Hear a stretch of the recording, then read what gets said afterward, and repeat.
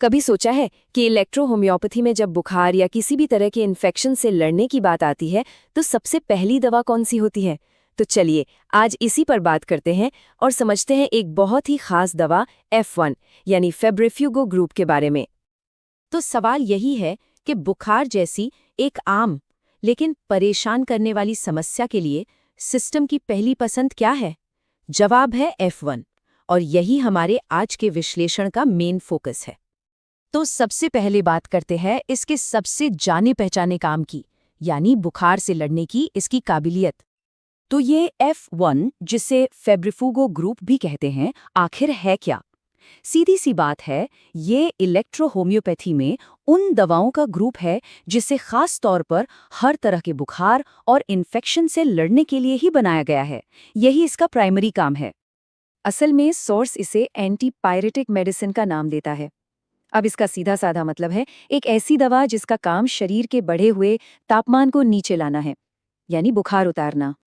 लेकिन सवाल तो ये है कि ये आखिर करती क्या है शरीर के अंदर, मतलब इसका काम करने का तरीका क्या है? और यहीं से बात काफी दिलचस्प हो जाती है। बताया जाता है कि F1 का असर शरीर पर काफी गहरा होता है। ये सिर्फ हमारे नर्वस सिस्टम पर ही काम नहीं करती, बल्कि इसका प्रभाव पिट्यूटरी और पीनियल जैसी जरूरी ग्रंथियों से लेकर लिवर और स्प्लीन जैसे अंगों तक पर पड़ता है।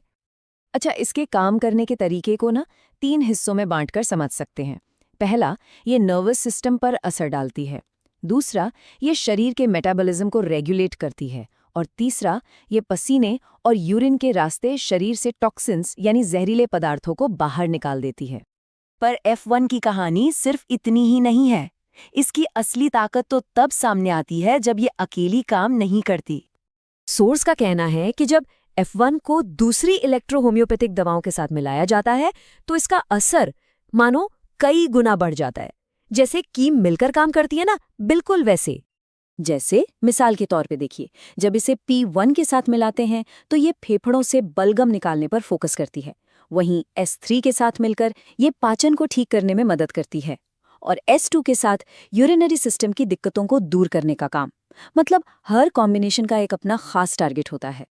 हमने बुखार की बात की, अलग अलग कॉम्बिनेशंस की भी बात की, पर अब जो बात सामने आने वाली है F1 के बारे में, वो शायद सबसे ज्यादा हैरान करने वाली है। इसका दायरा सिर्फ बुखार तक सीमित नहीं है, बल्कि उससे कहीं कहीं ज्यादा बड़ा है। क्या कोई यकीन करेगा? सोर्स के मुताबिक F1 का इस्तेमाल 300, जी हाँ, 300 से भी ज्यादा अलग अलग बीमारियों में किया जा सकता है। और ये लिस्ट बहुत लंबी है। इसमें नर्वस सिस्टम से जुड़ी परेशानियां शामिल हैं। फिर आते हैं पाचन और पेट से जुड़े विकार। यही नहीं, दिल और ब्लड सर्कुलेशन से जुड़ी दिक्कतें भी। स्किन यानी त्वचा की न जाने कितनी ही बीमारियां। और तो और जेनिटल और यूरिनरी सिस्टम से जुड़ी समस्याएं भी। मतलब इसकी रेंज देखिए कितनी बड़ी है। और ये तो बस कुछ कैटेगरीज थी। जरा कुछ बीमारियों के नाम देखिए। सोर्स के हिसाब से एक ही दवा, डायबिटीज, नींद न आना, मिर्गी, बालों का झड़ना, यहाँ तक कि पित्त की पथरी, कमर दर्द और तो और पागलपन और बांझपन जैसी बिल्कुल ही अलग अलग समस्याओं पर भी काम कर सकती है। तो इतनी सारी जानकारी के बाद आखिर F1 को समझा कैसे जाए? इसका असली निचोड़ क्या है? तो देखिए, सार ये है कि F1 के 2 पहलू हैं। एक तरफ तो ये बुखार के लिए पहली और सबसे जरूरी दवा है, एकदम फर्स्ट लाइन ऑफ डिफेंस। और दूसरी तरफ ये एक तरह की मास्टर की है, जिसके बारे में कहा जाता है कि ये सैकड़ों अलग अलग बीमारियों का ताला खोल सकती है। सोर्स में भी इस बात को साफ साफ लिखा गया है। उसमें कहा गया है कि फेब्रिफ्यूगो समूह की औषधियां मुख्यतः ज्वरनाशक होती हैं।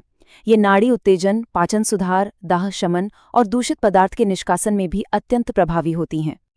तो आखिर में ये एक बड़ा सवाल छोड़ जाता है, सैकड़ों बीमारियों के लिए एक ही दवा, क्या ये किसी फाउंडेशनल की तरह है, एक क्रांतिकारी खोज, या फिर ये अपने आप में एक मेडिकल मिस्ट्री है, एक अनसुलझा रहस्य?